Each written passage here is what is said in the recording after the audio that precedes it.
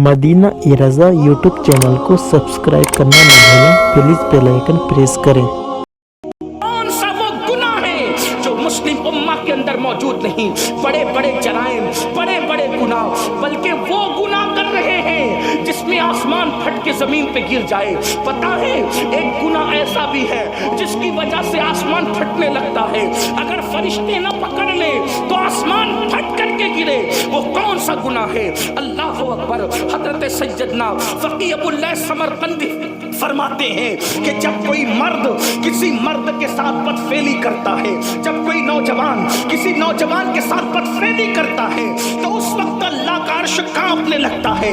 खुदा के अर्श पर जलजला तारी होता है, अर्श पर कपकपी की कैफियत तारी होती है और करीब होता है कि आसमान फट करके जमीन पे गिर जाए।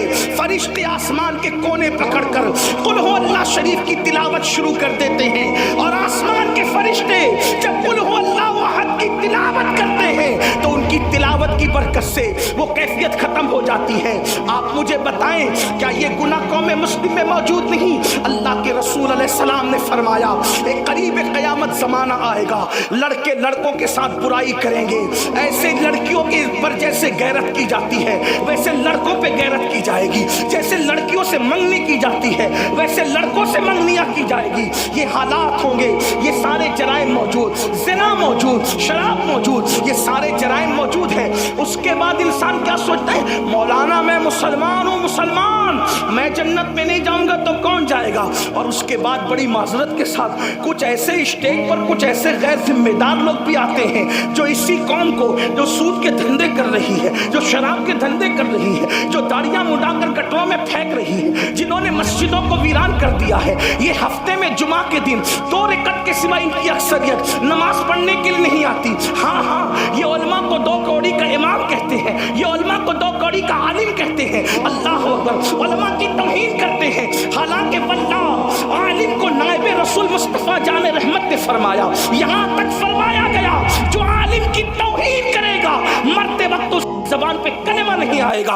ये वो कौम है अल्लाह अकबर, उलमा के हक को हल्का जाने, इमामों की तौहीन करे, गुनाह पर गुनाह करे। और उसके बाद कुछ लोग ऐसे गैर जिम्मेदार है, कहते हैं फलां का चेहरा देखो तो जन्नत मिल जाएगी और क़यामत क्या, क़यामत में तो जो होगा देखा जाएगा।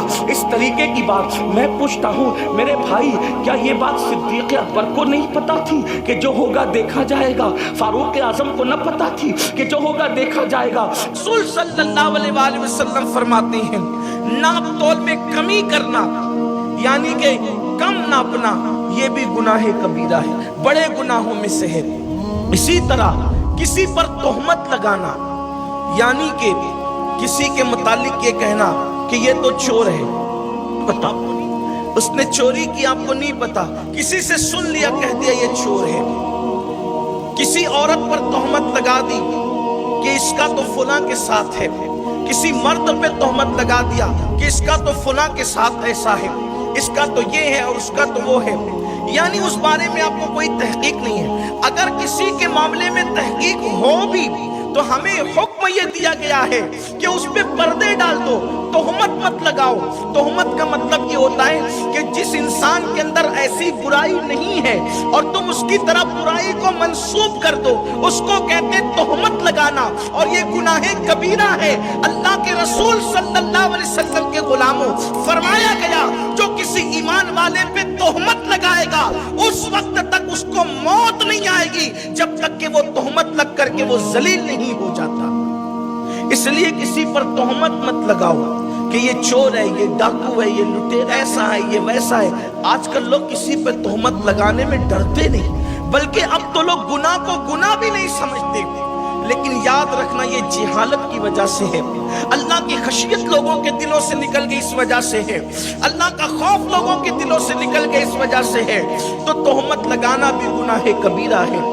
इसी तरह से झूठ बोलना ये भी गुनाह कबीरा है। अल्लाह के रसूल सल्लल्लाहु अलैहि वसल्लम फरमाते हैं कि जो झूठ बोलता है उसके मुंह से ऐसी बदबू निकलती है कि फरिश्ता 1 मील दूर हट जाता है, 1 मील के फासले पर हो जाता है उसका फरिश्ता उससे, झूठ बोलने वाले से। और झूठ बोलने वाले पर अल्लाह तबारक व तआला ने लानत फरमाई है। इसी तरीके से اللہ کے رسول صلی اللہ علیہ وآلہ وسلم ارشاد فرماتے ہیں ماں باپ کا دل دکھانا یہ بھی گناہ کبیرہ ہے، اسی طرح سے اولاد کی حق تلفی کرنا یہ بھی گناہ کبیرہ ہے، اسی طرح سے نماز کو ترک کرنا یہ بھی گناہ کبیرہ ہے، اسی طرح سے اللہ کے رسول صلی اللہ علیہ وآلہ وسلم ارشاد فرماتے ہیں سود کھانا، بیاج کھانا یہ بھی گناہ کبیرہ ہے۔ اللہ کے رسول صلی اللہ علیہ وآلہ وسلم فرماتے ہیں کہ سود کا جو عذاب ہے وہ 70 درجہ ہے، سود کا جو عذاب ہے وہ 70 درجہ ہے، یعنی اس کی ابتدا اور اس کی انتہا کے درمیان سود کھانے والوں کو جو اللہ عذاب دے گا وہ 70 درجوں میں گویا کہ ہے، 70 درجہ ہے، اور سود کھانے والے کو سب سے کم عذاب جو ملے گا وہ اتنا ملے گا گویا کسی نے اپنی ماں کے ساتھ جو زنا کیا ہے، تو ماں کے ساتھ زنا کا جو عذاب ملے گا وہ کم سے کم عذاب سود کھانے والے کو ملے گا۔ کم عذاب سب سے کم یہ ہے سود کھانے والوں کے لیے۔ آپ سوچو جو ماں کے ساتھ زنا کرے اس کو جو اللہ سزا دے گا یہ سب سے ہلکا عذاب ہے سودیوں کے لیے، تو سب سے بڑا عذاب کیا ہوگا؟ اب آج آپ دیکھیں کہ یہ مسلم معاشرے کے اندر سود بیاج بڑھتا جا رہا ہے، اس لیے کہ گھر بیٹھے ہوئے اس کو 1 لاکھ دے دو 500 روپے ہفتہ آتا رہے گا، اپنی رقم جمع کے جمع 1000 روپیہ ہفتہ آتا رہے گا، اپنی رقم جمع کے جمع۔ پھر لوگ کہتے ہیں ہم نے تو پیسہ دیا ہے نا مولانا اس لیے لے رہے ہیں۔ اگر آپ نے پیسہ دیا ہے تو اسلامی تجارت کا اصول یہ ہے کہ 1 لاکھ روپیہ آپ نے کسی کو دیا تو کیا ضروری ہے کہ وہ 2000 روپیہ ہفتہ کمائے؟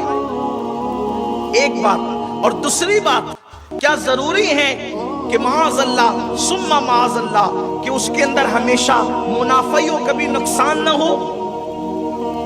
اسلامی تجارت کا اصول یہ ہے کہ آپ کسی کو رقم دے کر پیسہ میرا محنت تیری کر کے اس پر کوئی رقم متعین نہیں کر سکتے۔ اگر آپ نے متعین کیا تو یہ سود ہوگا اور یہ حرام ہوگا، یہ بیاج ہوگا، اور سود کا 1 لقمہ کھانا اپنی ماں کے ساتھ 36 مرتبہ زنا کرنے کے برابر ہے۔ آج کثرت کے ساتھ مسلمان یہ کر رہے ہیں، اس کو 5 لاکھ دے دیا، اس کو 2 لاکھ دے دیا، اس کو 10 لاکھ دے دیا، اور اس سے کہتے ہیں اتنا تجھے دینا پڑے گا، اتنا تجھے بھرنا پڑے گا، اور وہ دیے جا رہا ہے۔ آپ کہیں گے یہ تجارت ہے، تجارت نہیں ہے، یہ حرام کاری ہے، یہ سود ہے۔ میرے پیارے آقا صلی اللہ علیہ وسلم کے پیارے دیوانوں، پھر تجارت کیا ہے؟ تجارت یہ ہے اگر آپ نے 2 لاکھ روپے لگائے، آپ نے 5 لاکھ، آپ نے 10 لاکھ روپے لگائے، آپ نے جتنا پیسہ لگایا اگر پیسہ آپ کا ہے، محنت کسی کی ہے، تو آپ اس طریقے سے متعین کریں کہ اس میں جو منافع آئے گا ہم برابر برابر تقسیم کریں گے، یا اس میں جو منافع آئے گا 60% تو لے گا، 40% میں لوں گا، یا 70% تو لے گا، 30% میں لوں گا۔ اب منافع میں جتنا آپ پرسنٹ مقرر کریں گے، اب جب نقصان ہوگا تو نقصان میں بھی اتنا ہی پرسنٹ ہوگا، یعنی جب دونوں برابر برابر نفع کے مالک ہیں تو برابر برابر نقصان کے بھی مالک ہوں گے۔ اسی طرح سے جو جتنا نفع لے گا وہ اتنا نقصان بھی اٹھائے گا۔ نفع نقصان میں جب تک کہ شرکت نہیں ہوگی آپ کو سود سے چھٹکارا نہیں مل سکتا۔ یہ کیا کہ سب نفع کی بات آئے تو آپ نفع لینے کے لیے حاضر رہیں، اور جب نقصان کی بات آئے تو آپ کہیں گے کہ نقصان تو اٹھا۔ اس کا معاملہ کیا ہے؟ لوگ سمجھتے ہیں کہ اس کے ذریعے سے وہ جلدی ترقی کر لیں گے۔ سنو سنو، دل کے کانوں سے سنو، خواتین اسلام بھی سنیں۔ آج کل لوگ یہ سمجھتے ہیں گھر میں بیٹھ کر پلنگ پہ لیٹ کر کے ہم پیسے کما رہے ہیں، ہم تو بغیر محنت کے پیسے کما رہے ہیں۔ اچھی طرح یاد رکھو اللہ عز و جل نے ارشاد فرما دیا جس نے سودی کاروبار کیا، دل کے کانوں سے سنو، یہ اللہ کا اعلان ہے، قرآن مقدس میں اللہ کا اعلان ہے، حدیث قدسی میں اللہ کا اعلان ہے۔ اللہ فرماتا ہے جس نے سود کھایا میں اس کے ساتھ اعلان جنگ کرتا ہوں۔ اللہ اس کے ساتھ جنگ کا اعلان کر رہا ہے ہے. اب بتاؤ کیا تم اللہ سے جنگ جیت سکتے ہو؟ اللہ سے کوئی مقابلہ کر سکتا ہے؟ ہرگز نہیں کر سکتا. چند پہ نظر آتے ہیں اللہ نے دوسرے مقام پر یہ بھی فرمایا ہم سود کو ہلاک کر دیں گے, ہم سود کو مٹا دیں گے, ہم سود کو برباد کر دیں گے. یاد رکھنا اگر تم نے سود سے پیسے لیے تو تمہاری جو اصل رقم ہے قدرت وہ بھی مٹا دے گی, قدرت وہ بھی برباد کر دے گی. میرے پیارے آقا صلی اللہ علیہ وسلم کے پیارے دیوانوں, اس لیے سود سے پیسے لیا بھی مت کرو, سود سے پیسے دیا بھی مت کرو, اس لیے کہ اللہ کے رسول نے لینے والوں پہ لعنت کی ہے تو سود دینے والوں کو بھی لعنت کی ہے.